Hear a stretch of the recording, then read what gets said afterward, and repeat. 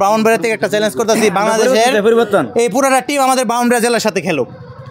যেই নামে ওমা 12 ওভারে সেমিফাইনাল, 12 ওভারে এক বলে জিততে কি খেয়া যায় বাংলাদেশের প্লেয়ারগুলো মাঠে নামে একমাত্র ওরাই জানে, আর কেউ জানে না। আসসালামু আলাইকুম দর্শক মণ্ডলী, বাংলাদেশ টি-20 বিশ্বকাপ শেষ করেছে এবং সেই বিশ্বকাপে বাংলাদেশ সুপার 8-এর খেলা খেলে দেশে ফিরে চলে এসেছে এবং শেষের দিকে বাংলাদেশের একটা চান্স ছিল সেমিফাইনালে যাওয়ার জন্য। আফগানিস্তানের বিরুদ্ধে 12.1 ওভারে 116 রানের একটা লক্ষ্যমাত্রা ছিল, বাংলাদেশ সেটা অ্যাচিভ করতে পারেনি। নাজমুল হোসেন শান্ত বাংলাদেশ দলের অধিনায়ক বলেছেন তারা 6 ওভার পরে 3 উইকেট যাওয়ার পর তারা আর খেলা জেতার চেষ্টাই করেননি। আর আমরা সাধারণ দর্শকরা বসেছিলাম যে বাংলাদেশ মনে হয় খেলাটা জিতে ফেলবে এবং সেখানে যখন 19 বলে 43 লাগে তখন বাংলাদেশি ব্যাটারদের, আমি স্পেশালি কারো নাম মেনশন করছি না, দৃষ্টিকটু ব্যাটিং পুরো দর্শকদের মনে দাগ কেটেছে, এদেশের সাধারণ দর্শকদের মনে কষ্ট নিয়ে এসেছে। বাংলাদেশ দল এইবার টি-20 বিশ্বকাপে কেমন পারফরমেন্স করেছে, আপনার কাছে কেমন লেগেছে সেই পারফরমেন্স? আসলে বাংলাদেশ নিয়ে ভাই যা কথা কেতাম গেলে ভাই কষ্ট লাগে ভাই।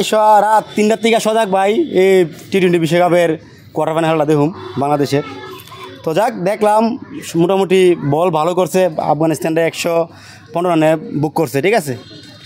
তো বাংলাদেশের এত বছর পরে ভাই একটা সুযোগ ছিল যে সেমিফাইনাল যাওয়ার, এই সুযোগ মনে করেন আর জীবনও আসবে না।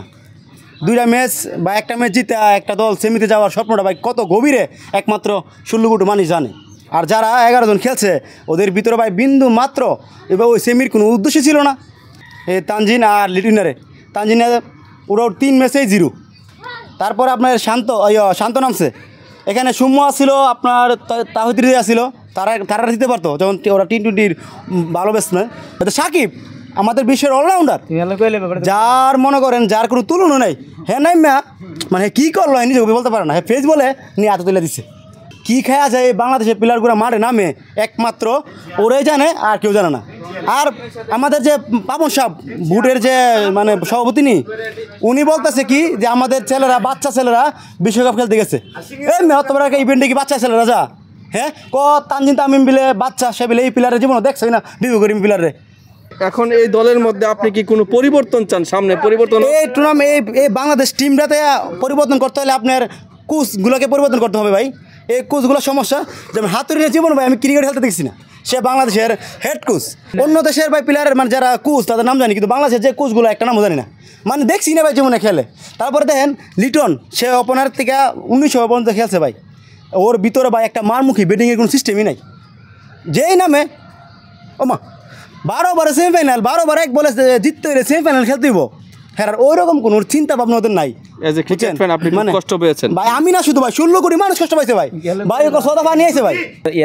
সিরামুরি লেগে বলেছি আমরা হালা জিততাম, কথা বলেন না যা করছে এটা বলার বাইরে। আতুরি কিচিমিচি এটা তো মনে যা করে শেষ, এটা বলার বাইরে কথা নেই। মনটা ক যে বাইরে একবার মেরে মেরে একবার সিধা এরকম মনটা হয়েছে।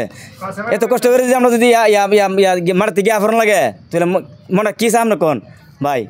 এবং ওনারা বলেছেন যে ওনারা এই খেলাটা একটা সময় আর 12 ওভারে 100 রান নিতে চান নাই, মানে 100 টার্গেটটা নিতে চান নাই। সেই কথাটা আপনার মনে কতটুকু কষ্ট লাগে? এটা মনে হয় অনেক কষ্ট, এটা বলার বাইরে। আমি তো একবার বললাম যে অনেক কষ্ট বলছে ভাই। এই কথাটা যদি বাংলাদেশ যদি আপনার ওই 115 রান 12 ওভার চেঞ্জ করতে গেছি 20 রান অন্য করে দিত ভাই, কষ্ট লাগলো না। কারণ কী জন্য তারা ওরকম চিন্তাই করছে না ভাই। বাংলাদেশ জাতীয় টিম যা একটা প্লেয়ার খেলে, আমাদের ব্রাহ্মণবাড়িয়া জেলাতে যত প্লেয়ার আছে মানে লোকাল, মানে আপনার যে গুড়ালি খেলে বা ওই আপনার টেপ নিচে গেলে ওদের সাথে পারতো না ভাই। Thank you. আমরা আরেকজন দেশের খেলা কত বছর ধরে আপনি দেখেন? আমি প্রায় বাংলাদেশের খেলা 12-13 বছর হচ্ছে বাংলাদেশের খেলা দেখি। তো বাংলাদেশের খেলা দেখে মানে এখন যে পর্যায়ে হয়েছে আমরা মনে হয় না আর বেশি দিন বাংলাদেশের খেলা দেখতে পারবো। কারণ বাংলাদেশের দলের এখন যে অবস্থা, যেমন আমাদের এই বিসিবি বুট পাপন, ওনারকে আগে পদত্যাগ করতে হবে। উনি যদি পদত্যাগ করে তাহলে আমাদের বাংলাদেশ টিম সামনে অবশ্যই এগিয়ে যাবে। আর বাংলাদেশে একটাই আমরা চ্যালেঞ্জ করবো, আমরা ব্রাহ্মণবাড়িয়া থেকে একটা চ্যালেঞ্জ করতেছি, বাংলাদেশের পরিবর্তন এই পুরোটা টিম আমাদের ব্রাহ্মণবাড়িয়া জেলার সাথে খেলুক। এটাই আমাদের আবদার, আর এটা আমরা ওদের কাছে চাচ্ছি আমাদের সাথে খেলুক, খেলা শিখুক। আর বাংলাদেশের যে কোচিং প্যানেল আছে কতজনকে আপনি চিনেন? আমি একজনও চিনি না, আমি একজনও চিনি না, আর যেমন শুনি নাই কোনো সময় খেলতেও দেখি নাই। মানে যে কোচ আছে এরা কোনো সময় খেলছে আমার এটা মনে হয় না। আফগাবি এই বিসিবির মানে যে বোর্ডের সভাপতি একজন বর্তমান খেলোয়াড় আসুক, তাহলে বাংলাদেশ পরিবর্তন হবে। নাহলে এইসব দিয়ে ভাই জীবন আশা করা যাবে না বিশ্বকাপ। Thank you.